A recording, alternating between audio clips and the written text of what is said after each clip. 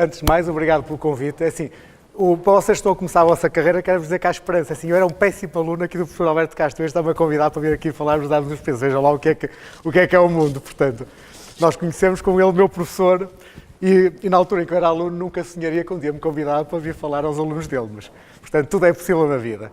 O que é que eu hoje faço? Assim, há 3 anos atrás, antes de trabalhar com o professor Alberto Castro, ali numa coisa que eu já digo, eu fazia muito mais coisas, mas depois deixei as outras coisas todas e agora faço outra vez menos. O que é que eu faço? Eu tenho uma empresa, sou empresário há 23 anos, que se chama Gesto Luz Consultores. Em termos académicos, parece que eu sou grande coisa, mas era uma desgraça, era um péssimo aluno. Mas depois, o que é certo é que, sendo um péssimo aluno, passei a vida a estudar, que é uma coisa estranha. Como é que um péssimo aluno, durante o curso e acabar o curso, até hoje não faço outra coisa que seja estudar. Portanto, que coisa que eu nunca imaginei quando algum dia me metia a estudar. Portanto, fiz a licenciatura na Faculdade de Economia, foi aí que o professor Alberto Castro foi meu professor, depois já não quis ser meu professor em mais coisa nenhuma, portanto chegou-lhe. Depois na Católica, em Lisboa, fiz um curso de jornalismo político. Eu estou a dizer estas coisas porque depois vou dizer porque é que estas coisas são importantes na minha vida. Algumas peças não têm nada a ver. Jornalismo político não tem nada a ver, eu fiz um curso de Economia, como é que eu me meti num curso de jornalismo político, que era uma pós-graduação em que eram 25 pessoas, eu era o único que não era jornalista, que não pertencia nem às televisões, nem às rádios, nem não sei o quê. Isto foi importante para a minha vida e tem um bocado a ver com a minha maneira de ser. Depois fiz um mestrado em sustentabilidade e depois desse mestrado fiz tipo especialização em desenvolvimento urbano e eu agora ao falar-vos o que é que me aconteceu na vida, vão ver que estas coisas têm todas a ver, mas eu nunca pensei nelas como um processo. Primeiro, eu nem sei o que é isso das carreiras, é uma coisa esquisitíssima que eu até tinha pânico se alguém me dissesse que eu ia ter uma carreira. Segundo, na vida nunca planeei, sempre planeei as coisas, mas depois sempre as alterei. E é isso em que eu acredito, é flexibilidade mental para nós termos objetivos, mas depois estamos atentos àquilo que nos vai acontecendo na vida e mudamos o nosso foco. O que é que eu fui fazendo na vida? Primeiro, já a começar lá em cima. Eu como era um mau estudante, mas sempre a estudar. Eu entrei na Faculdade de Economia, no primeiro ano meti-me num curso de Gestão de Recursos Humanos, que era desde as 9 da manhã às 6 da tarde, na mesma altura em que estava a ter aulas. Portanto, como é evidente, não tinha aulas. Não é? Estava no curso de Gestão de Recursos Humanos com estágio numa empresa, que foi a Monteiro e Ribas, durante 6 meses. Mas fui para o curso e o curso foi muito bom. E, portanto, fez muito jeito na minha vida. Aprendi muitas componentes de gestão de recursos humanos, eu era o único, era eu e mais 2 economistas, o resto da maior parte de pessoas eram psicólogos e pessoas de outras áreas, e eu aprendi imenso, quer com o curso, quer com as pessoas com que me relacionei. Quando acabei esse curso, assim, isto dos cursos é espetacular, então passei para o segundo ano na faculdade e meti-me num curso de gestão de programação de 9 meses. E então aprendi a programar. Os cursos eram mesmo bons, portanto, por acaso ainda pagavam ordenado a quem os frequentava, mas eram bons mesmo. E aprendi a programar, coisa que agora vocês sabem, provavelmente vocês sabem, mas no nosso tempo nós não tínhamos informática, nem. E fui para um curso de programação de computadores, que me deu muito jeito na minha vida, até hoje me dá, apesar de eu nunca ter programado. Acabei esse curso e, entretanto, abri um curso de gestão financeira, que também era um curso de 9 meses, e, portanto, entrei no terceiro ano da faculdade e fui para o curso de gestão financeira. E tive professores que ainda hoje são meus amigos, são administradores de muitas instituições financeiras. E esse curso, eu fiz esse curso entre o terceiro e o quarto ano da faculdade, e, na altura, eu sempre fiz um bocadinho, apesar de ter sido sempre um mau aluno, sempre me dediquei muito às coisas que gosto de fazer. Quando começo a gostar, dedico muito. Como gostei desse curso, era uma coisa muito prática, eu fui o melhor aluno do curso, apesar da maior parte dos alunos que estavam lá até eram do 5º ano da faculdade, e quando acabei o curso, no fim do 4º ano, tive 3 propostas de trabalho. Portanto, ainda estava na faculdade, mas tive 3 propostas de trabalho. Então, passei para o 5º ano da faculdade, como compreendem, não tinha muito tempo para frequentar as aulas da faculdade, não dava assim muito jeito, aquilo era incompatível. E quando ia à faculdade, normalmente frequentava mais os passos perdidos a jogar cartas do que nas aulas. E então, no 5º ano, aceitei uma das propostas porque era aquela que me permitia fazer as 2 coisas, que era trabalhar ao meio tempo. Foi no BPA, havia no BPA, e portanto fui trabalhar para o departamento de estudos do BPA, trabalhava de manhã e à tarde ia às aulas, eu estava no 5º ano e precisava de estudar e precisava acabar o curso. E na altura, era no tempo em que aqui no Norte e no Porto era muito importante em termos financeiros, o BPA era não só o principal banco, como era a principal escola de muito conhecimento e de muitos dos grandes gestores que hoje estão espalhados aí pelo sistema financeiro. E então, eu entrei no BPA, trabalhava lá de manhã e quando acabei o curso, convidaram-me para ficar a tempo inteiro no BPA e foi na altura em que o BPA fez a Corretora Atlântico. Penso que vocês sabem que é uma corretora, onde se compra e vende. Essencialmente, naquela altura o que eu fazia era comprar e vender ações, portanto. E foi o meu primeiro trabalho a tempo inteiro. Portanto, eu nunca cheguei a ter o problema de andar à procura de emprego, porque tive essa sorte, quer dizer, tive a sorte e andei metido em coisas que me deram origem a que aparecesse um emprego. Isto é a mesma coisa que vos quero dizer, ou seja, eu nunca procurei, eu não fiz as coisas para ter um emprego, de maneira nenhuma. Mas quando nós fazemos coisas e quando nos dedicamos a elas, as coisas acontecem.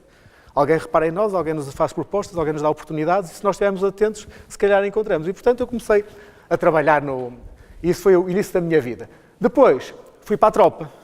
que é uma coisa que todos vocês deviam ir, digo já, é uma pena, mas acho mesmo, não estou a brincar, acho mesmo uma pena terem acabado com a tropa. Aprendi aquilo que eu hoje sei de gestão de pessoas, aprendi muito mais na tropa do que em todos os cursos que fiz depois da tropa. Não me fez mal absolutamente nenhum. Fui para a tropa e deixei de trabalhar durante 8 meses, quando voltei já não me apetecia trabalhar como corretor, então tive mais uns meses e despedi-me. E depois fui trabalhar um ano para o Private Banking do BPI. E os meus empregadores foram só 3, foi um ano e tal no BPA, 6 meses na Fincor, um ano no Private Banking e eu despedi-me dos sítios todos. Portanto, eu não sou grande coisa para trabalhar a mandar em mim, portanto aquilo dou muito bem com toda a gente, mas aquilo não era vida para mim. E portanto criei a minha empresa. E durante um ano, e isto também é outra coisa que agora é sério, quando nós queremos fazer alguma coisa, temos, principalmente quando somos novos, temos que nos dedicar a sério e temos que abdicar de outras coisas. Assim, eu lembro que durante um ano tive 4 dias de férias. E foi aproveitando uma semana em que era o dia 15 de agosto, em que dava um feriado no meio da semana e eu metia 4 dias de férias, não tive mais nenhum. E trabalhava tipo 16 horas por dia, saía do emprego e estava até às 4, 5 da manhã a trabalhar e depois entrava às 9 horas e andei assim mais de um ano. Até que me despedi do Private Banking e fiquei a fazer a formação. Entretanto, criei a minha empresa de consultoria e comecei também a fazer consultoria e formação para empresas que não empresas agrícolas.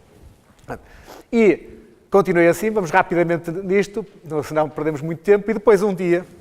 E há bocadinho o professor disse uma coisa que essa é verdade. Eu sou muito irrequieto e começo-me a cansar de ser a fazer a mesma coisa. E, portanto, houve uma altura que eu estava um bocadinho cansado de fazer o que fazia, de ser consultor e de fazer o tipo de atividade que tinha. Então, um dia, junto com um amigo meu, disse-lhe temos que ir fazer um curso. Na altura falava-se muito de gestão de conhecimento. Eu disse, isto é espetacular, temos que fazer um curso de gestão de conhecimento porque é algo que neste momento é fantástico e vai ser o futuro. E inscrevemos os dois num curso em Copenhaga, na Copenhaga Business School, portanto, em gestão de conhecimento. Fomos lá os dois, fomos entrevistados e fomos aceitos. Só que, entretanto, quando era para ir para o curso começava, imaginei, em outubro, que é a altura do coisa, para ir em agosto, não é para ir, foi em agosto mesmo, mandaram uma coisa a dizer que o curso não tinha número suficiente de alunos e, portanto, iam participá-lo para fevereiro do ano seguinte. E eu pensei, já não tenho que depois já não vou daqui a fevereiro, agora o que eu vou fazer? Não posso ser, tenho que arranjar outra coisa para fazer. E então a vida tem estas coisas, é por isso que eu se quisesse contar-vos a história a dizer que eu pensei nisto tudo, nunca pensei nada disto, isto foi acontecendo. Foi disponível para aproveitar o que me ia acontecendo. Estava eu, no mesmo dia, isto é verdade, é assim daquelas coincidências, estava nesse dia em que tinha recebido a carta a dizer que o curso não ia começar e liga-me um amigo meu, que era vice-presidente de uma câmara aqui da região, a dizer que tinha convidado um grupo de pensadores internacionais, mas de grande nível, porque ele tinha um evento muito importante na cidade dele.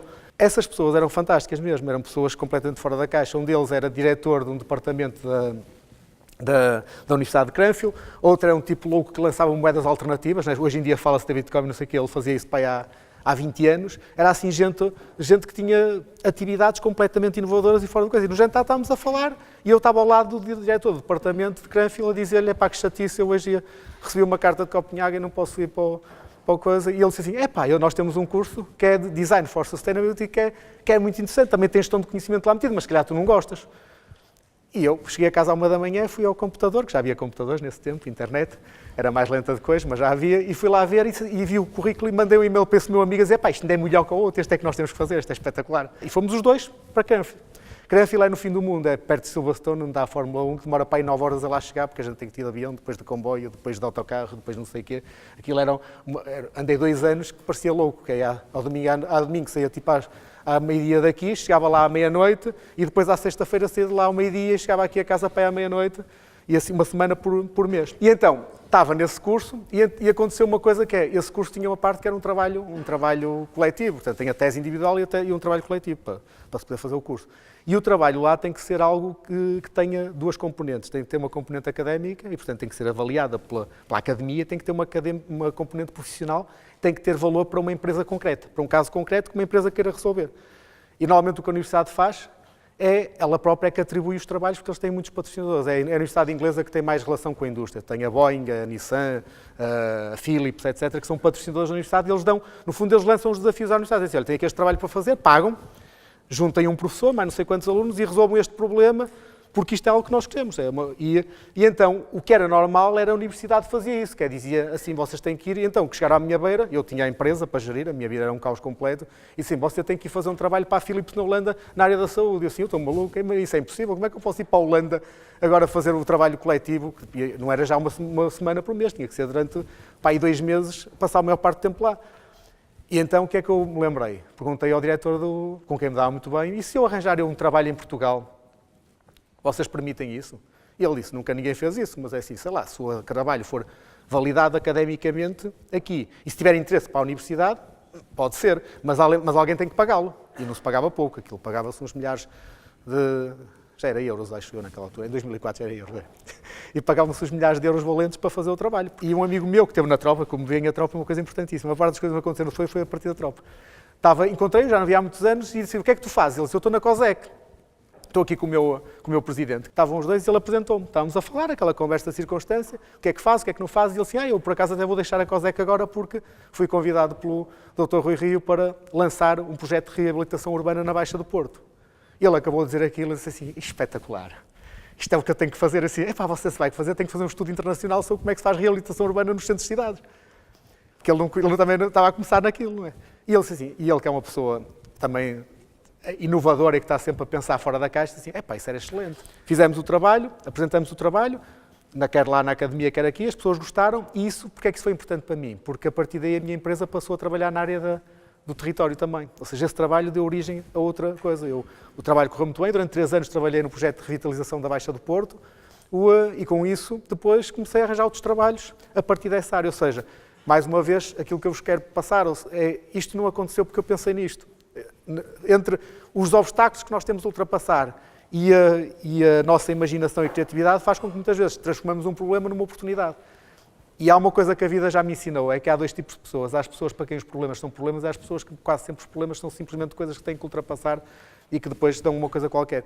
E é isso que, portanto, sem a vossa idade, se eu vos pudesse dar o maior conselho, aquele em que eu acredito é esse: é nunca fiquem bloqueados por nenhum problema, nenhum, seja ele qual for. Há sempre solução, só não há solução para problemas de saúde. É a única coisa que não há solução. Para tudo o resto há sempre uma solução. Nós nunca estamos a ver qual é que é. Mas se nós enfrentarmos o problema, arranjamos sempre maneira de ultrapassar e dar a volta. E depois de o passar, chegamos à conclusão, a maior parte das vezes, que afinal aquilo era muito menor problema do que nós pensamos. Pronto, e depois continuando isto assim, um dia também andava outra vez chateado com estas coisas, e já estava farto também de fazer projetos com empresas, que era de reabilitação urbana, e conheci um professor universitário que tinha uma tecnologia espetacular, segundo ele, e eu achei também que sim, mas não sabia o que é que havia de fazer com a tecnologia. Ele achava que aquilo tinha valor, mas não sabia o que é que havia de fazer. Então, e eu achei que aquilo fazia sentido, e disse-lhe assim: olha, se quiser, eu posso ajudá-lo a transformar isso num plano de negócios, num modelo de negócios, numa empresa, e até se virmos que ela é viável, podemos tentar encontrar alguém que a financie. Então o que eu fiz foi bater à porta de capitais de risco e de outros investidores, falei com alguns amigos meus e conseguimos juntar o montante que era necessário entre umas capitais de risco e alguns amigos meus, conseguimos investir na empresa. E essa empresa, com isso, também me deu outra ideia, que é assim: espera aí, se calhar há mais gente nas universidades que tem muito conhecimento, tem muita capacidade, mas que tem esta dificuldade em, no fundo, transformar a tecnologia em valor económico. É isto que estamos a falar, transformar conhecimento científico em valor económico. Então, falei com amigos meus, falei com clientes, falei com pessoas que tinham experiência empresarial e disse assim: vocês não querem fazer um grupo em que nós possamos investir em pessoas assim, que têm estas ideias, estas empresas? Que é o Clube Business Angels do Porto. Sabem o que é? São business angels também, todos vocês. Portanto, são pessoas que são profissionais, normalmente ou empresários, ou antigos empresários, ou quadros superiores de empresas, portanto, pessoas com experiência empresarial que decidem investir algum do seu dinheiro, do seu tempo, da sua experiência a ajudar outros a desenvolver o seu negócio. Não é? E criamos esse grupo e, na mesma altura, decidimos os 3 criar a Federação Nacional de Associações Business Angels, porque na altura em Portugal não havia e nós achamos que era algo que fazia sentido e, portanto, não só criamos, como começamos a andar aí pelo país a, no fundo, mobilizar outras pessoas para fazerem nas terras deles também um grupo para podermos ter alguma força de rede e podermos, no fundo, transformar isto numa atividade como existia noutros países. Fizemos isso, depois conseguimos convencer o governo português a criar um mecanismo de co-investimento para apoiar os Business Angels. Já estou a andar rápido na história, e depois, entretanto, associamos-nos à Federação Europeia de Business Angels, na qual depois eu acabei por também fazer parte da direção, e no ano passado nós conseguimos fazer aqui no Porto o Congresso Europeu de Business Angels, em que veio gente da Europa principalmente, mas também do resto do mundo, e aconteceu aqui no Palácio da Luz, foi uma coisa excelente, com 250 pessoas, e isto para vos dizer o quê? Que é, estas coisas que eu fiz não é porque eu seja muito especial, que nem sequer sou, não sou mesmo, ou seja, não estou a dizer que não sou mesmo, sou uma pessoa normalíssima. Nunca fui grande aluno, não sou um tipo brilhante, sou irrequieto, sou atento, dedico-me quando gosto de uma coisa, dedico-me a sério a essa coisa, dedico muito tempo às coisas e depois isso faz que muitas vezes também me envolva demais nas coisas.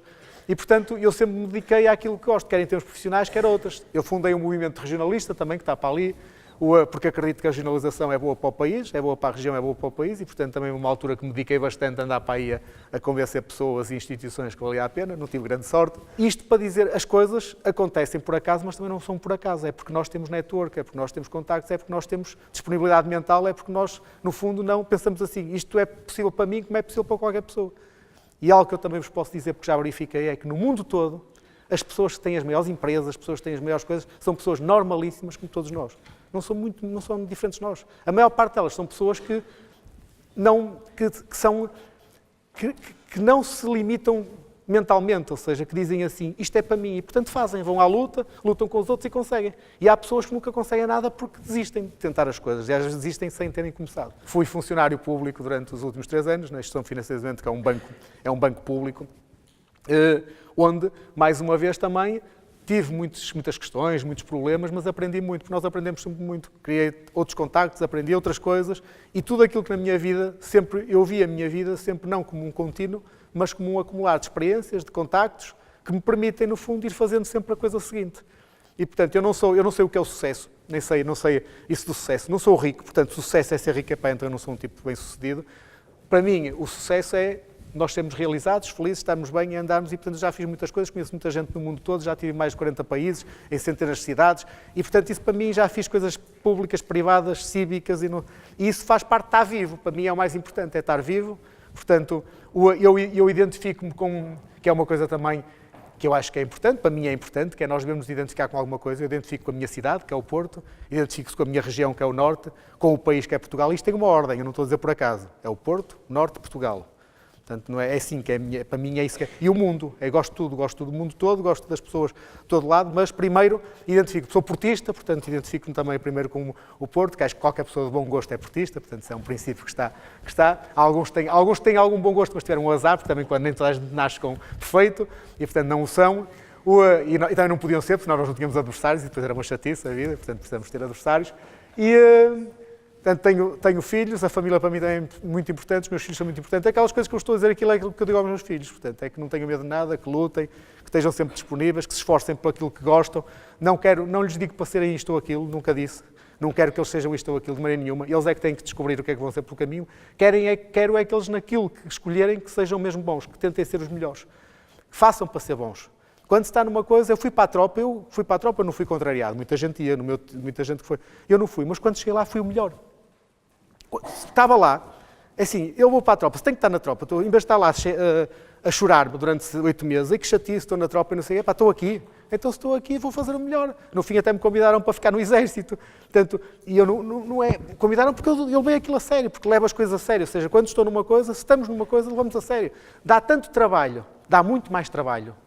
Fazemos mal do que fazer bem, muito mais. Fazer mal dá sempre mais trabalho, faz-se 2 vezes as coisas, tem que se replicar, não fazer bem. Fazer bem faz-se à primeira e funciona bem. E, portanto, quando nós nos dedicamos a uma coisa, e para nos dedicarmos temos que gostar, porque são das duas uma. E de vez em quando temos que, não é gostar, há coisas, assim, quando eu fui para a tropa, eu depois gostei da tropa imenso, mas quando fui não posso dizer que era uma coisa que eu pensava que ia adorar. Mas sabia que não tinha hipótese, tinha que estar lá 8 meses, então vou-me dedicar àquilo a sério. E dediquei-me e gostei imenso. Porque não foi nenhum sacrifício, foi uma coisa muito interessante. Pronto, passando agora, isto aqui assim, como é evidente, não vos vou falar, isto é as coisas todas que eu já andei para aí, em muitos destes sítios falei, fui orador, outros ouvi, estes são aqueles que eu pus no meu coisa, que são os mais interessantes. Algumas coisas têm histórias que, se estivéssemos aqui 10 horas, eu vos contava-vos. Na China fomos escoltados por polícia, no meio da autoestrada, num autocarro, em que o autocarro no meio da autoestrada e toda a gente a separar-se, parecia que as águas do coisa, uma coisa inacreditável. Na Colômbia, fui orador numa conferência em espanhol, que eu falo um espanhol espetacular, e portanto, fizeram pitches durante um dia inteiro, 20 startups da Colômbia, em que cada meia hora cada uma, em que eu lhes dava feedback, são coisas giríssimas. Já fiz isto noutros países. Assim, e tudo isto aconteceu um bocadinho porque fui conhecendo pessoas. E nós irmos conhecendo pessoas, o conhecer pessoas não é só porque temos os telemóveis, isso não é nada.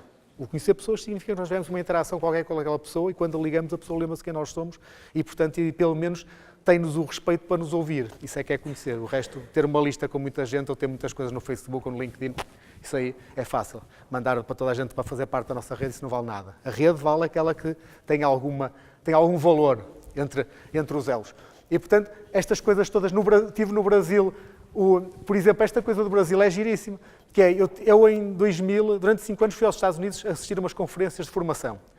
Um dia, numa dessas conferências, de formação e consultoria, que era uma coisa muito grande que havia todos os anos numa cidade diferente dos Estados Unidos, um dia conheci um belga. Esse belga, passado para aí 5 anos, foi contratado pela Maersk. A Maersk, o grupo Maersk, vocês já viram aí, é dos contentores, é um dos maiores grupos do mundo de transporte marítimo. É uma coisa gigante, tem não sei quantas empresas, tem a Maersk, a Safmarine, tem empresas de tecnologias de informação, é brutal o grupo.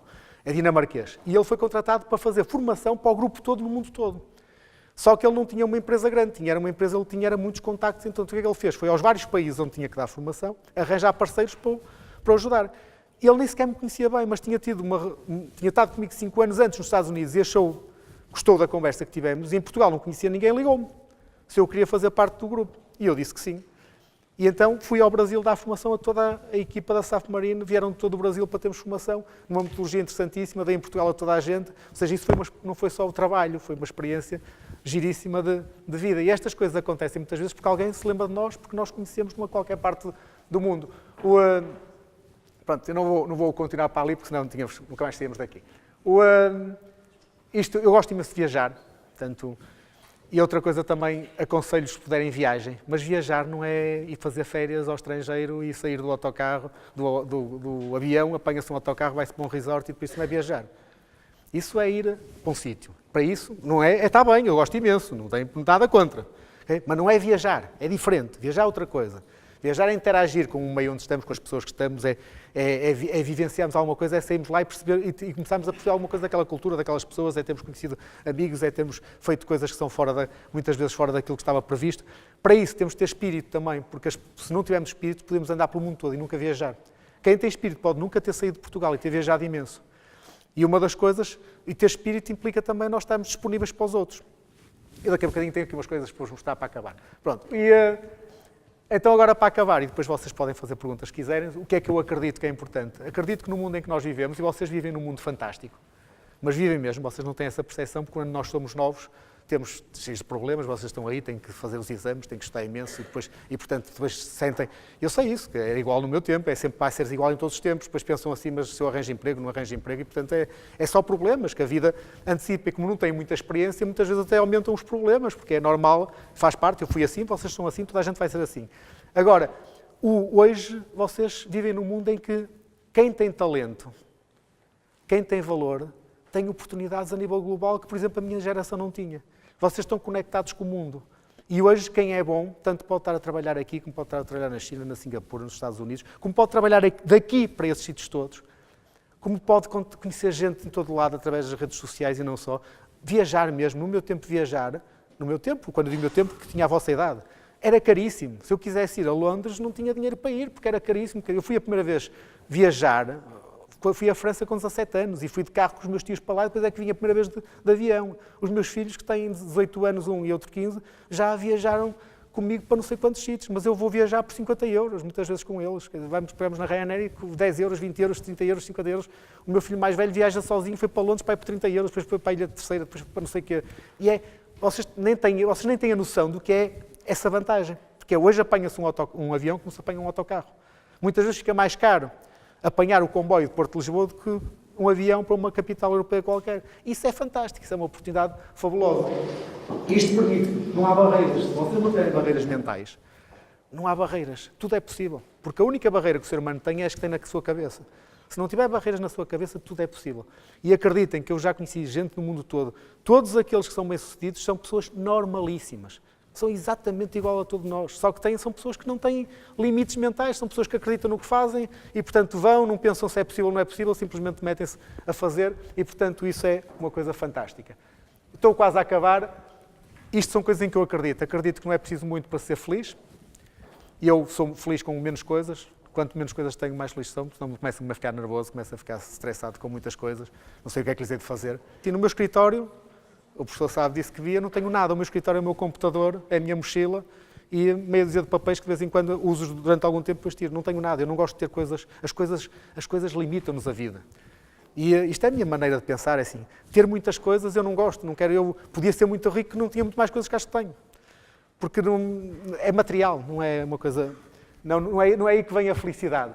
Outra coisa que acredito também que é importante termos orgulho nas nossas origens, detesto os parolos. Sabem quem são os parolos? Não são aqueles que são muito contemporâneos e que vivem nos sítios. Os parolos são aqueles que têm vergonha do que eram, ou do que vieram, ou do que são, ou das terras. Isso é que são parolos. Gosto muito de viajar, acho que nós devemos viajar, devemos sonhar. E viajar não significa só irmos para outros sítios. Viajar significa ler, significa sonhar, significa partilhar com os outros. Viajar é termos a mente desperta para que as coisas nos aconteçam. E, portanto, isso é algo que eu acho muito importante. Gosto imenso de ler. Gosto de ler coisas diferentes. Eu não leio, e é um conselho que vos dou que vale a pena, não leiam só coisas que têm a ver com aquilo que escolherem fazer na vida. Sim, é importante lerem aquilo. Se vocês estão em gestão, devem ler coisas sobre gestão. Se estão em finanças, devem ler coisas de finanças. Se estão em direito, devem ler. Têm que ler, é obrigatório ler. Mas leiam coisas que não têm nada a ver, coisas que vos dão prazer. Leiam coisas de outras áreas de saber. Vão a conferências de coisas que não têm absolutamente nada a ver com a vossa área. Vão a conferências de engenharia. Vão a conferências de arquitetura. Porque vocês conhecem pessoas diferentes, pensam diferentes e depois muitas vezes chegam à conclusão que afinal até se juntassem com essa pessoa podiam fazer uma coisa que ninguém tinha pensado. Portanto, não fiquem fechados na vossa redoma, porque se ficarem sempre com os mesmos tipos de amigos, com o mesmo tipo de pessoas que vivem a mesma coisa, fazem sempre a mesma coisa, porque todos pensam igual, todos no fundo repetem a dizer, concordam todos com o mesmo, porque têm os mesmos interesses. E por isso, eu pessoalmente gosto de andar no que é diverso e dar-me com... É importante viajar, e isso vocês sabem muito melhor do que eu, viajar nas redes. Hoje as redes permitem viajar, é fantástico. Vocês podem estar no mundo a partir do vosso computador, isso é uma coisa fabulosa. Mas também é importante continuar a viajar fisicamente. E é algo que hoje os jovens, e eu vejo muitas vezes alguns jovens, têm mais dificuldade. Alguns não, alguns usam as redes para depois potenciar o contacto físico, mas há outros que se fecham nas redes. E é uma coisa que assim, não há nada que substitua o contacto físico, não há nada que substitua nada. A tecnologia é fantástica, eu adoro a tecnologia, uso imenso tecnologia, mas não há nada que substitua o estar com as pessoas, o falar com as pessoas, o ver como é que elas vivem. E isso pode-se fazer de muitas maneiras. Isso vocês já sabem também, há línguas que são universais e, portanto, hoje inglês é quase obrigatório, mas também, na vossa idade, eu se estivesse na vossa idade hoje, tentava aprender outras línguas, chinês, sei lá, o que for, mas alemão, espanhol, mas porque o mundo cada vez está mais conectado e ter mais do que uma língua é abrir muito mais portas do que se nós tivermos só a nossa língua materna. Isto é um conselho que vos dou, não acreditem naquilo que veem, no que ouvem, no que leem, porque muitas vezes, e principalmente no mundo em que nós vivemos, em que todos nós estamos nas redes sociais, muitas das coisas que lá aparecem como sendo verdade não são verdade nenhuma. E se vocês perderem a curiosidade de ir no fundo, à base, à informação primária, porque aquilo que vocês veem foi ou opinião ou informação que foi trabalhada por alguém. Muitas vezes foi trabalhada com um objetivo enviesado.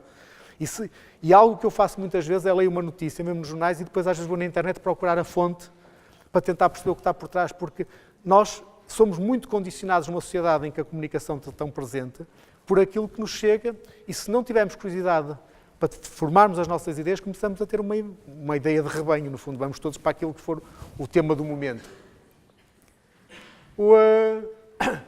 Acho que é importantíssimo para partilhar, conviver, viver, no fundo.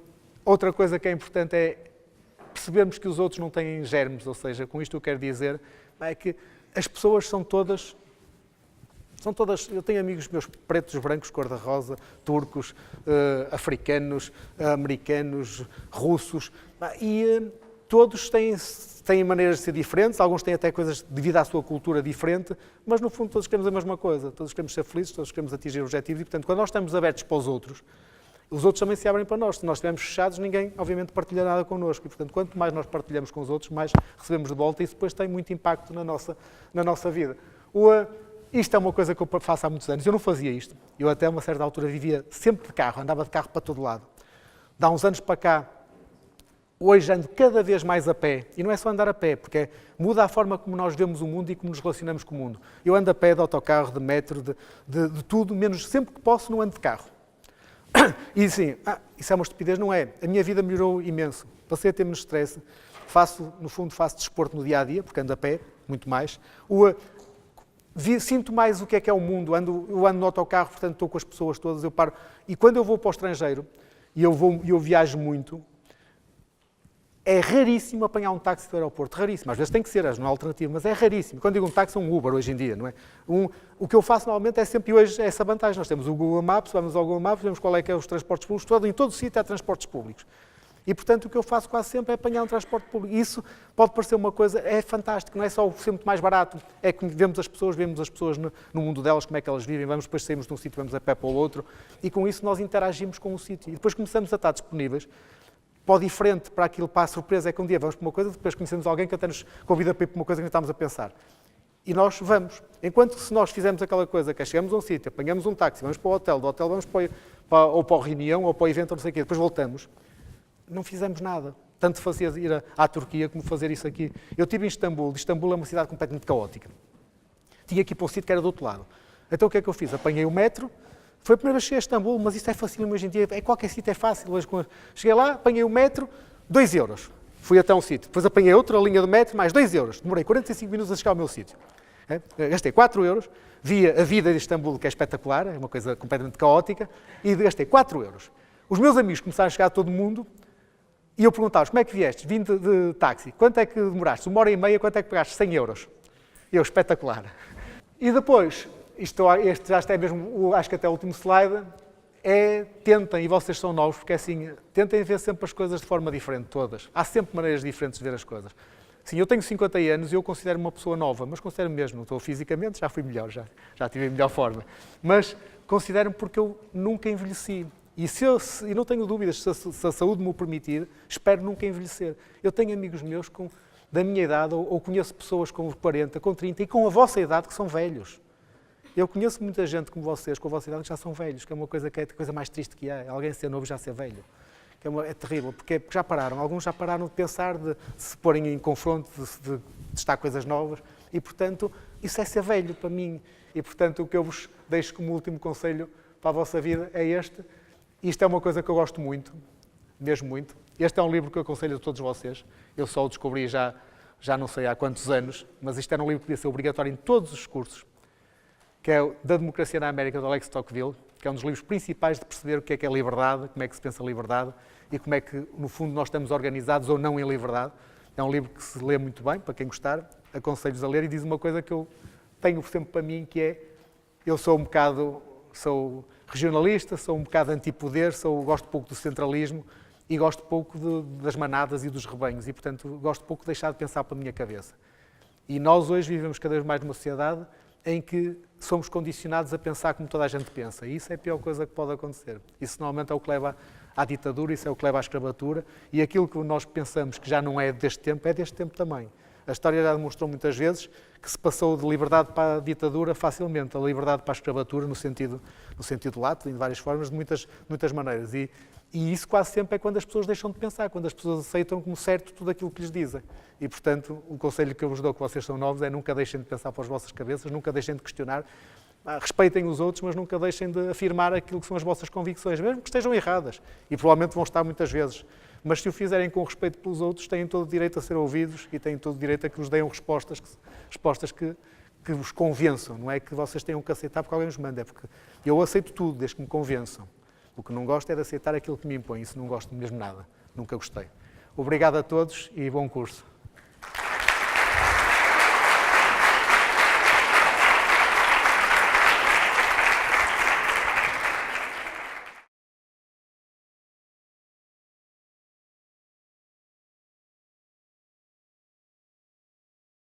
Então deixa-me responder-lhe para uma coisa. Eu farto-me muito rapidamente, estou casado há 20 e tal anos. Portanto, a ver, a minha empresa tem 23 anos, a minha empresa continua a existir. E, portanto, ou seja, o que eu queria dizer é de uma forma diferente. Isto é, quando eu digo farto-me é uma forma de dizer. Eu sinto necessidade de fazer algo mais. Não é, ou seja, não me contenta já aquilo que faço. Portanto, quando eu disse eu quero começar a fazer a área do território na minha empresa, não deixei de fazer a outra. E eu é que me dediquei mais àquela. A empresa continuou a fazer o que fazia e começou a fazer essa. Quando eu comecei com os Business Angels, não deixei o que estava. Comecei também a fazer os Business Angels. E a criar o clube e não sei o quê, aquilo era na altura que me motivava mais. Mas o fartar não é no sentido de não quero sequer ver, não. É mais no sentido, se calhar a palavra não foi a palavra certa, eu preciso de novos desafios, preciso de coisas que me... em termos profissionais, se calhar em termos da vida, há dois tipos de pessoas, ou melhor, há muitos tipos de pessoas, mas nisto que eu quero dizer, há pessoas que são melhores para lançar um projeto, o estabilizar e depois passar para outro, e há pessoas que são melhores para o gerir, depois dele estar estabilizado. Eu sou claramente uma pessoa melhor para lançar uma coisa de novo, estabilizar e depois passar para outra coisa. Porque me motivo mais. Mas o fartar não é fartar de passar de uma semana. É assim, uma coisa pode ser... Eu tive 10 anos nos Business Angels. Eu em tudo que faço com... Não saio, eu fico... Agora, chega a uma altura, quando aquilo entra na estabilidade, já não me motiva tanto, já começo a ter alguma insatisfação, também inquietude em que preciso fazer outra coisa qualquer.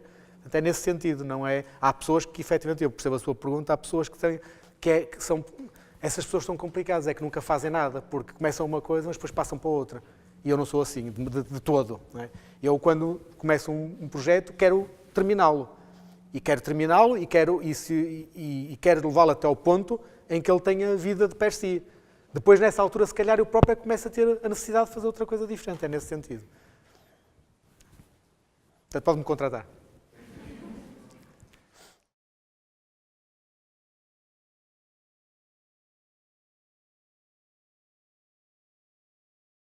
O processo, é por isso que eu digo que a minha vida é um desastre para fazer estas coisas. O processo foi, eu ia na autoestrada, né? Vamos ver o processo, a conduzir e parei para tomar um café ali no meio da autoestrada, não sei aonde. E tinha comprado o jornal e estava a ler o jornal, enquanto tomava o café, a ler o jornal. E então estava lá um curso da Católica de Jornalismo Político. E tinha lá o programa.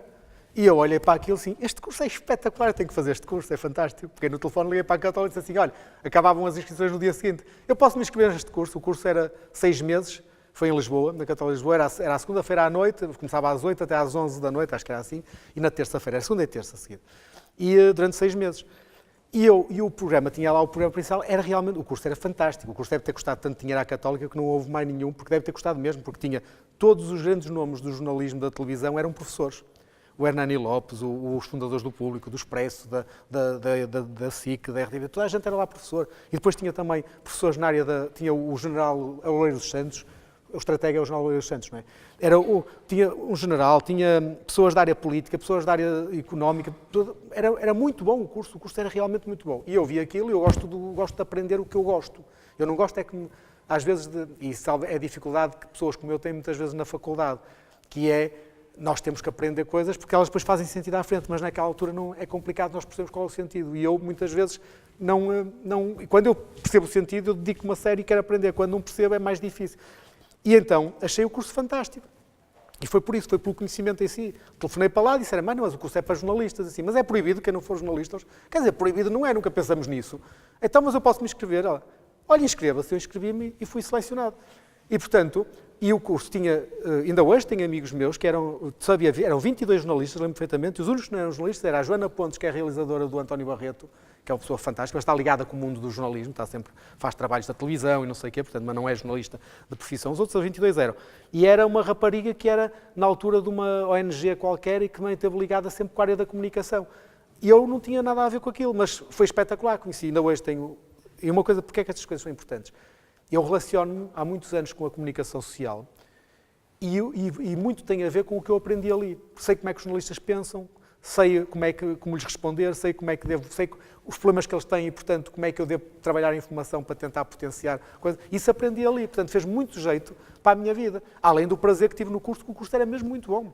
Portanto, agora, isso é preciso nós estarmos disponíveis para as coisas, porque assim, eu ia para Lisboa à segunda de tarde, né? Ou de manhã, marcava coisa em Lisboa, ficava lá a dormir para terça, para depois vir à meia-noite de Lisboa quando acabavam as aulas para a coisa. Portanto, isto durante 6 meses é cansativo. E eu estava a trabalhar, não é? Portanto, mas nós temos de ter disponibilidade mental para as coisas, porque se não tivermos, é evidente. Eu podia ter lido aquilo, há duas maneiras, lia aquilo e dizia assim, isto é espetacular, mas não é para mim. Não é? E as coisas são quase todas para nós sempre. Eu tento ensinar isto aos meus filhos. O meu filho mais velho, no outro dia, foi 4 dias para Monsanto, para uma coisa da Comissão Europeia, fenomenal. Mesmo fenomenal, quem me dera ter participado, aquilo era mesmo top. Estava lá o Carlos Moedas, estava não sei o quê, uma coisa espetacular, que era para pessoas licenciadas da área da comunicação. O meu filho está em engenharia, é um miudito, tem 18 anos, está agora no 2º ano. Mas eu fiquei feliz porque eu acho que ele já aprendeu isto, que é assim, ele viu aquilo, lá no técnico, não sei como é que lá chegou aquilo, ele viu, e ele achou aquilo muito giro, e então, ele próprio é que já tinha escrito quando me disse. Ele mandou para lá e disse assim, olha, eu nem sou jornalista, nem sou de comunicação, nem sou de discurso, nem sou finalista, não sou nada, eu posso me inscrever. E eles disseram, sei lá, não pensamos nisso, mas olha, mando para cá a carta de motivação. E ele mandou e foi, e aquilo foi fantástico. Portanto, nós nunca devemos limitar a dizer assim, isto não é para mim, mas não é porquê. É que a maior parte das vezes quem fez até nem pensou pôs aquilo que era assim, porque achou que era melhor assim. Mas se nós formos lá, se nós tentamos, se nós passamos por cima dos obstáculos, a maior parte das vezes conseguimos chegar às coisas. E é isso que eu tento transmitir e é isso que é importante, porque assim, quando se é novo, não há nenhum obstáculo, nenhum. Quando se é novo, temos uma capacidade de trabalho, vocês podem trabalhar 16 horas por dia, que não vos acontece nada de coisa. Assim, a partir de uma certa idade já não é. Sim, eu trabalho às vezes 16 horas, mas depois já fico no outro dia, já mói. Não é? Quando tinha 20 anos, 21, 25, 26, 27 anos, eu trabalhava o ano inteiro assim e aguentava, não é? Porque nós temos uma capacidade. E depois é assim, se correr mal, se falharem, qual é o problema? Qual é o problema de falhar? Já falhei tantas vezes na vida e estou aqui. E vocês têm a vida toda para falhar. Falhar faz parte de um processo de aprender. Portanto,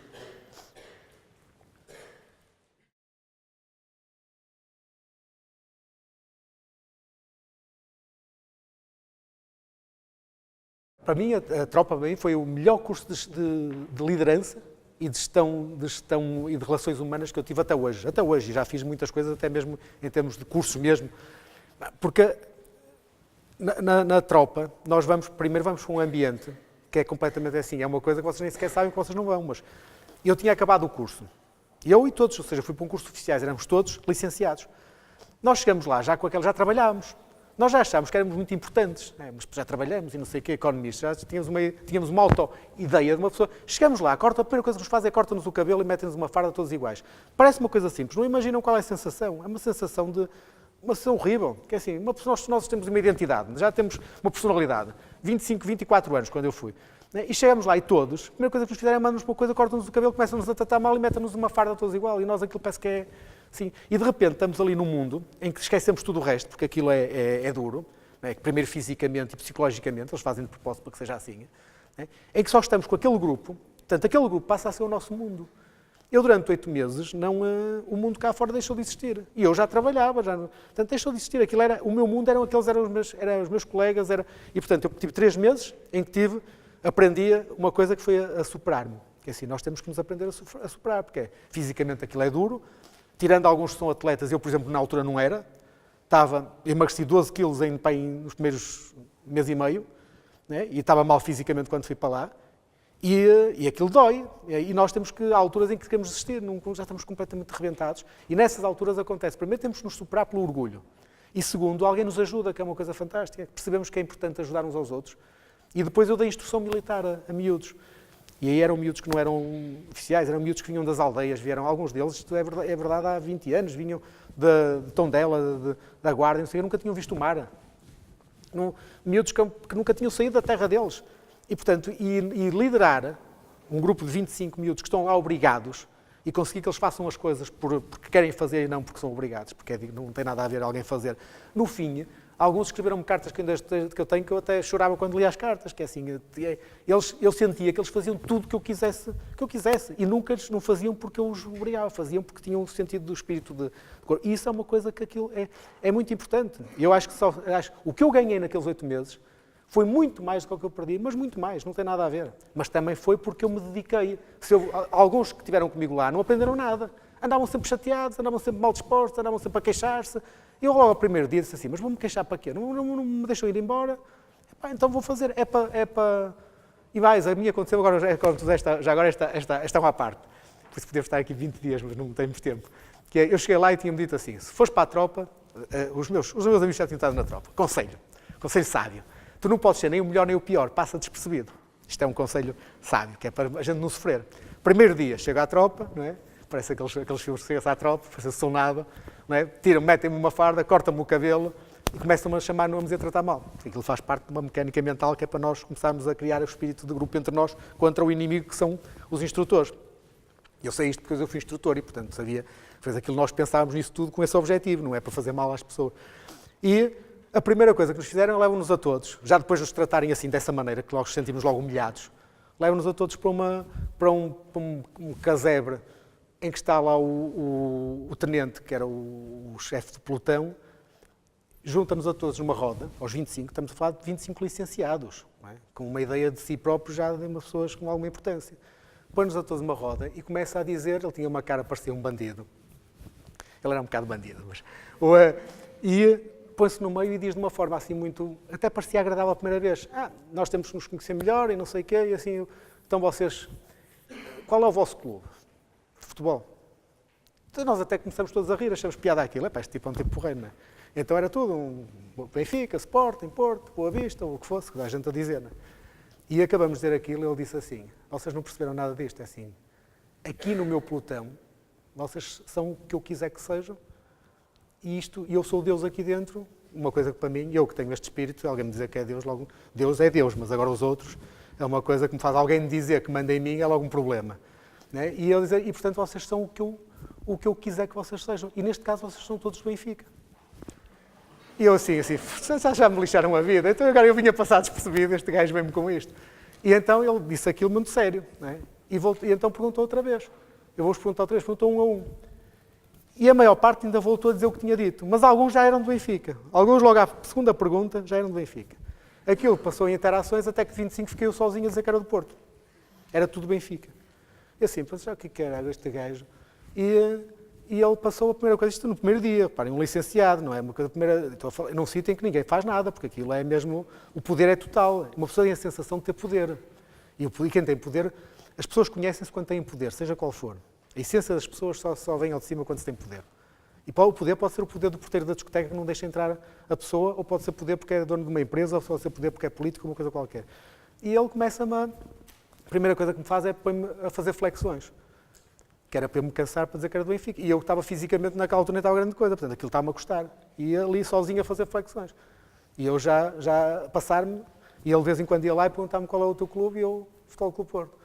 E ele mandou-me levantar e começou-me a dar muito no peito. Muito, mesmo assim, de frente. E eu assim, este gajo é maluco, este gajo não é do Norte. E eu sempre comecei, já estava estava-me a dar uma coisa assim, uma coisa má. E depois na tropa também, vocês não passaram na tropa, façam-vos essa experiência, que é uma coisa que não se pode olhar nos olhos do superior, é olhar para o infinito, não se fala olhar para os olhos, tem que se olhar para o infinito. E eu já estava a olhar para os olhos dele e ele começou a insultar-me e não sei o quê, e chegou a uma altura que até que desistiu, ele desistiu. Tirou-me junto dos outros, foi-me sozinho, e pôs-se à minha frente e disse-me assim, o que é que você está a pensar? E eu disse-lhe assim, estou a pensar que se estivéssemos lá fora partiu todo. E ele foi o único momento, pai, durante 3 meses que eu vi um esgar de sorriso nele, que ele tinha uma cara assim, mesmo assim toda marcada e não sei o quê, fez assim um esgar, mandou-me assim um murro, já não foi um murro de maldade, foi assim tipo um murro de coisa, assim, vá, desapareça daqui, você daqui a uns tempos me pensa isso. E a partir daí, nunca mais me chateou com a coisa do clube e mais do que isso, a partir daí eu passei a ser o representante do pelotão perante ele, qualquer coisa que precisávamos, era eu que ia falar com ele. E depois fiquei amigo dele. Portanto, ou seja, eu ganhei o respeito. Custou-me, houve ali para uma semana que levei um desgraçado, mas ganhei o respeito, porque ele viu que eu não vergava, portanto, e ele não era maldoso, não era, ele tinha coisa, mas não era. E, portanto, muitas vezes na vida, isto apesar de tudo é uma brincadeira, esta aqui não custa tanto como isso, mas na vossa vida, muitas vezes vocês vão estar perante situações em que vão ter que ou cedem ou não cedem, ou seguem os vossos princípios ou não seguem. E vão ver uma coisa, a maior parte das vezes é muito mais fácil ceder aos nossos princípios. Porque no curto prazo é muito mais fácil. Todos aqueles que disseram deixaram de ter chatices no curto prazo. É assim, só quando nós cedemos, depois já não há volta a dar. Portanto, eu nisso tento não ceder muitas vezes. Às vezes levo uns murros.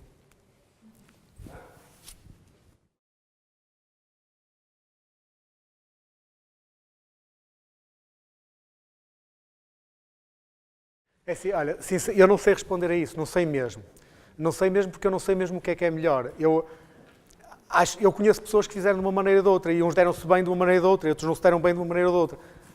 Uma coisa que eu acho que é importante é assim, se vocês conseguirem, à medida que forem andando, ir conciliando a aprendizagem com a aplicação, eu acho que eu fiz isso, para mim foi importante isso. Assim, eu posso falar do meu perfil, mas eu sinceramente não sei se é o certo. Assim, se vivesse hoje com este regime em que tem este 3+2, eu provavelmente, não é provavelmente, sabendo o que sei hoje, tenho a certeza que eu fazia para mim, que é, eu parava no fim de 3 anos, se calhar ia viajar pelo mundo 1 ano, trabalhar fora e depois fazia o resto de 2 anos. Mas isto sou eu não sei se isto é o melhor. Agora, isto tem a ver com a minha maneira de ser, tem a ver com aquilo que eu aprendi do valor que é nós sairmos da nossa zona de conforto e principalmente andarmos pelo mundo. Agora, se isso é melhor, não sei, acho que assim, cada um de nós tem que tomar a decisão em função do seu perfil, daquilo que quer. Eu acho é que nós devemos tentar sempre não ficarmos fechados só numa coisa. Se o abrir significa parar e ir para agora para outra coisa e depois voltar, se abrir significa ficar nesta coisa ao mesmo tempo fazer outra ao mesmo lado, não sei, acho que aí depende de muitas pessoas e eu aí não consigo dizer-te o que é certo ou errado.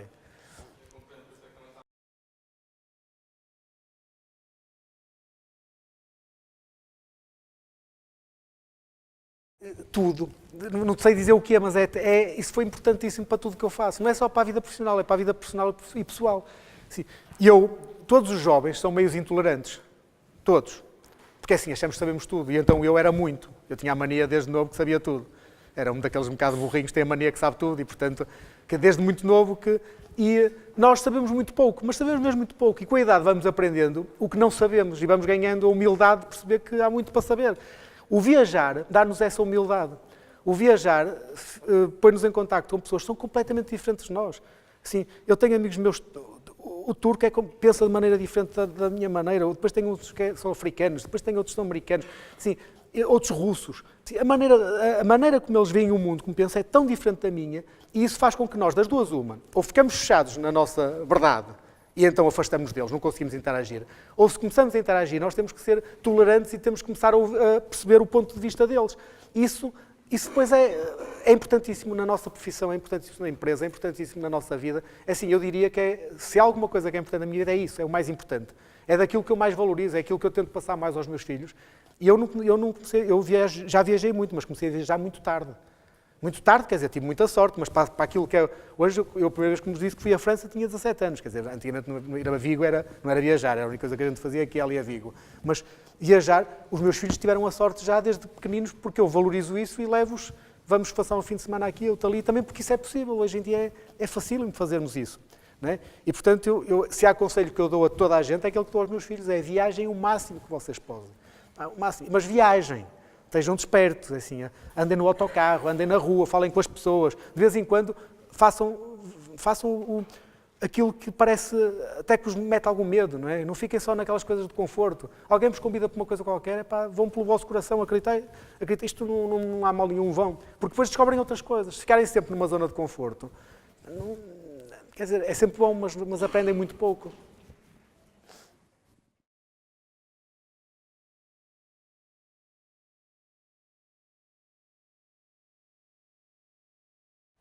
É assim, claramente é preciso que o produto, o serviço, tenha valor para o mercado. Esse é o ponto número 1. Portanto, porque às vezes os projetos não funcionam mesmo porque não têm. Portanto, alguém acredita que aquele produto tem valor no mercado e não tem, ou aquele serviço. Portanto, essa é a primeira coisa, é a base. Depois é fundamental as pessoas que o lideram. Ou seja, a capacidade não é só de pensar o projeto, é a capacidade de implementar o projeto. Implementar é muito difícil. Ser empresário é muito difícil. Ou seja, pensar é difícil, ter a ideia certa, ter a coisa é difícil, mas depois o implementar é muito mais difícil. E mais, por muito que se aprenda, e assim vocês estão num curso e, portanto, vocês estão a aprender, e é bom, é importantíssimo aprender, quanto mais formação teórica vocês tiverem, maior é a probabilidade que têm de perceberem quais são os fatores onde se têm que mexer. Mas só depois, perante o teste real, é que se percebe as pessoas têm capacidade de implementar e as que não têm. Porque o implementar passa no dia-a-dia por tomar milhares de decisões. Primeiro, qualquer negócio, seja o que for, tem que estar sempre a tomar decisões. As pessoas nem têm a noção, quando são empresários, das decisões que tomam. Tudo é decisões. É compro aquele material ou não compro, pago este imposto desta maneira ou coisa, vou ao banco ou não vou, quanto é que paga esta pessoa, como é que... É tudo... Um empresário chega a um ponto, isto já é natural, portanto, não está a pensar que está a tomar uma decisão. E tomar decisões parece uma coisa fácil, é muito difícil. Há pessoas que não são capazes de tomar decisões. No sentido em que são os como é que se diz? Procrastinar. Né? Portanto, estão sempre permanentemente a adiar a decisão, porque assim têm medo de tomar a decisão. E então, como têm medo, tentam sempre encontrar mais informação antes de tomar a decisão. E para ser empresário, tem que saber tomar decisões com pouca informação. Porque nunca há a informação toda. Tem que ser a mistura do conhecimento com o feeling. E a rapidez é muito importante. Porque senão, se demora muito tempo, muitas vezes as coisas começam... Aquilo é uma cadeia de coisas. Eu demorei muito tempo a tomar esta decisão, não contratei a pessoa não contratei, não consegui fazer o produto, não consegui não sei o quê. E naturalmente, as coisas vão começando a falhar. Há pessoas que têm uma capacidade enorme de execução, de implementação. São pessoas que pensam rápido e fazem logo. E depois aprendem com o erro. muitas vezes, às vezes cometem erros graves, às vezes é por isso que a experiência é importante, é por isso que é importante ter sócios que têm mais experiência do que outros, é por isso que é importante ter conhecimento académico também, porque muitas vezes o conhecimento evita alguns dos erros, mas não evita todos. E nós temos que ter essa capacidade, portanto, isso é algo que também é muito importante. Depois é fundamental a equipa. Assim, não há não há nenhum gênio. Mesmo aqueles génios que vocês veem nas histórias do gênio, não sei o quê, isso a maior parte das vezes é uma treta. São tipos excepcionais, mas por trás deles tiveram grandes equipas, porque senão não tinham sido. Eles foram, no fundo, o elemento aglutinador. Mas é fundamental ter uma equipa boa, uma equipa que complementa. É preciso humildade. Sim, há muitas pessoas, porque são boas em alguma coisa, não são humildes. Porque acham que são boas numa coisa, são bons em todos. E, portanto, são arrogantes para com os outros. E quem é arrogante também não consegue mobilizar ninguém. É preciso mobilizar as equipas.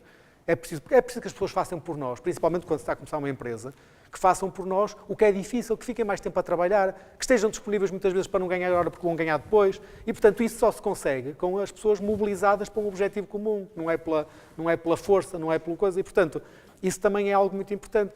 E depois é sorte. A sorte é uma coisa tremenda nos negócios. Assim, a sorte é algo que... Às vezes a pessoa foi para o lado esquerdo e aconteceu-lhe alguma coisa que levou para uma linha de sucesso. Ou foi para o lado direito e aconteceu-lhe outra que levou para o fracasso.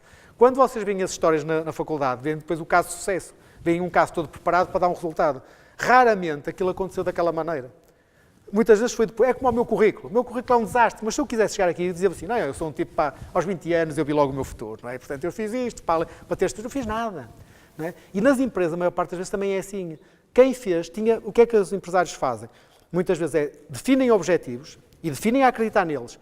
Têm depois uma flexibilidade muito grande para, perante o desconhecido e perante as coisas que acontecem no mercado, rapidamente reagem e reajustam a empresa para aquele sítio. E muitas vezes o que levou ao sucesso não era o que estava primeiro pensado.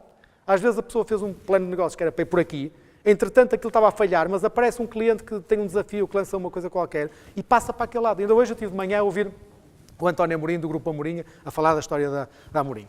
E ele estava a dizer que uma das áreas hoje importantes no grupo é a aeronáutica, a cortiça para os aviões. E para a NASA e não sei o que, é uma área importantíssima do grupo. Eles assim, nós não descobrimos nada disto. Foi um tipo, um dia da Boeing, não sei o que, que foi lá dizer, olha, vocês têm uma cortiça que dava para isto, para isto, para isto. E eles, dava, que espetáculo. Hoje é uma das principais áreas. Portanto, eles nunca tinham pensado naquilo. Ele disse isso assim, não foram eles que pensaram, foi o cliente. Ele próprio é que pensou, eu podia usar isto para fazer isto. E a partir daí eles, o que é que foram? Foi a capacidade, a inteligência, de pegando nesse input do cliente, ajustar logo a coisa para... E hoje é uma unidade muito importante no grupo. Portanto, nem sempre as coisas vêm porque nós as pensamos. Vêm das interações que temos, ou vêm das oportunidades que surgiram, ou vêm de alguma coisa. E, portanto, isso também é essa flexibilidade mental, o não ficar agarrado àquilo. Porque é que muitas vezes as empresas, os incumbentes, aqueles que já estão no mercado, falham e morrem, às vezes até porque nascem novas empresas? Porque não conseguem sair daquilo que lhes deu sucesso no passado, que é definir uma rota e aquilo está a funcionar bem. Entretanto, o mundo mudou e eles acreditam que aquilo é o que está certo. Vocês sabem quem é que foi a empresa que inventou a máquina digital? Hã? Pois. E o que aconteceu à Kodak? Faliu ou não faliu? E porquê? Quem é que fez falir a Kodak? Foi a máquina digital. Eles foram os que inventaram, mas não acreditaram naquilo. Porquê? Porque aquilo era completamente antagónico a tudo o que lhes deu sucesso sempre. Portanto, eles inventaram, eles podiam ter sido os primeiros a fazer a disrupção. No fundo, eles podiam ter transformado a Kodak numa empresa imbatível, não é? Porque os outros a seguir tinham que continuar a seguir. Mas eles não acreditaram naquilo que eles próprios inventaram. O que não é nada de estranho, porque era contrário ao modelo que eles estavam sempre habituados. E, portanto, também essa questão mental, essa flexibilidade, essa abertura também é muito importante.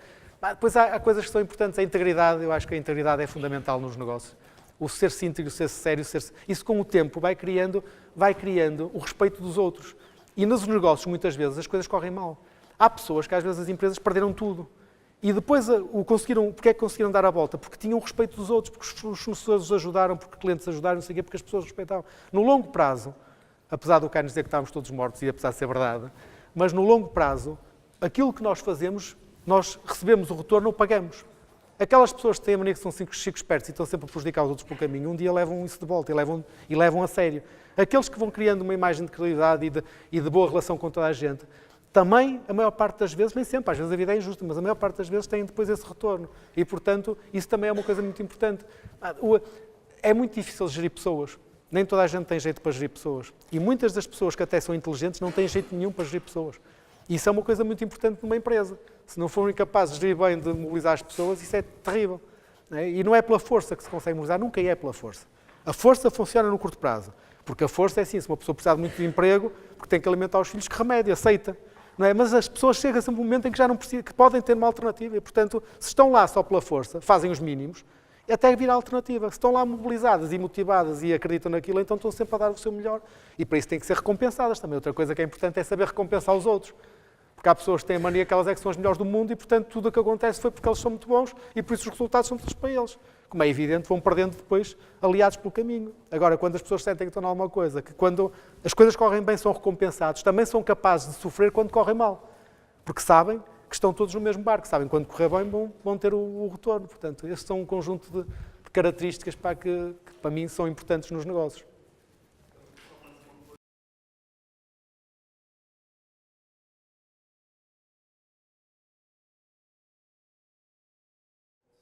É da pessoa, não é? Pronto, nesse caso era sobre o empreendedor, mas é sobre o empresário, é sobre o gestor, é sobre o professor, é sobre todos nós, ou seja, a pessoa, assim, a maior parte das vezes o problema são as pessoas. É porque são as pessoas que são o elemento agregador e o elemento que faz assim, todos quando nós dizemos, temos um produto, está bem, mas alguém faz o produto, alguém vende o produto, alguém entrega o produto, alguém interage com os fornecedores e com o cliente. São sempre pessoas, no fim são sempre pessoas. É muito importante que essas pessoas tenham as características para aquele tipo de negócio e tenham a capacidade, a flexibilidade, a capacidade, a inteligência, dependendo de pagar. À medida que vão surgindo problemas, que são de índole diferente, ela ir conseguindo ultrapassar ou então encontrar alguém que a ajude a ultrapassar o problema, que também é uma coisa, muitas vezes fazer um telefonema, 5 minutos, resolve um problema que nós demoramos 5 dias a resolvê-lo. E é por isso que o networking também é muito importante, o conhecer, saber quem sabe o quê, e é às vezes muitíssimo importante porque resolve-nos um problema que nós sozinhos demoraríamos imenso tempo ou que não conseguimos resolver.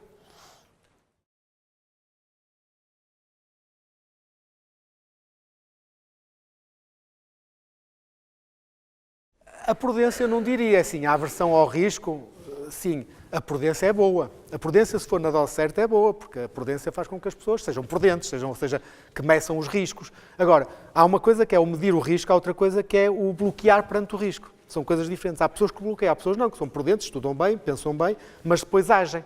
Há pessoas que precisam de mais tempo e mais informação para tomar decisão, mas tomam decisões. Essas pessoas são muito, muito boas, porque muitas vezes, também quem toma decisões tudo muito rápido, a probabilidade de fazer erros é muito maior, principalmente quando nós somos novos e sabemos muito pouco. Portanto, a prudência não é má de maneira nenhuma. O que é mau é se a pessoa for alguém que se bloqueia, que não consegue sair desse... Ou seja, está sempre... Começa a ficar ansioso. Quanto mais informação tem, mais informação quer porque mais dúvidas tem. E há pessoas que são assim, há pessoas que não conseguem, não decidem, estão sempre e aquilo vão adiando e então arranjam desculpas para adiar. Porque vou falar com não sei quem, amanhã tenho que reunir com não sei quem. E então as coisas não acontecem. E obviamente aí não conseguem, não andam com os projetos para a frente.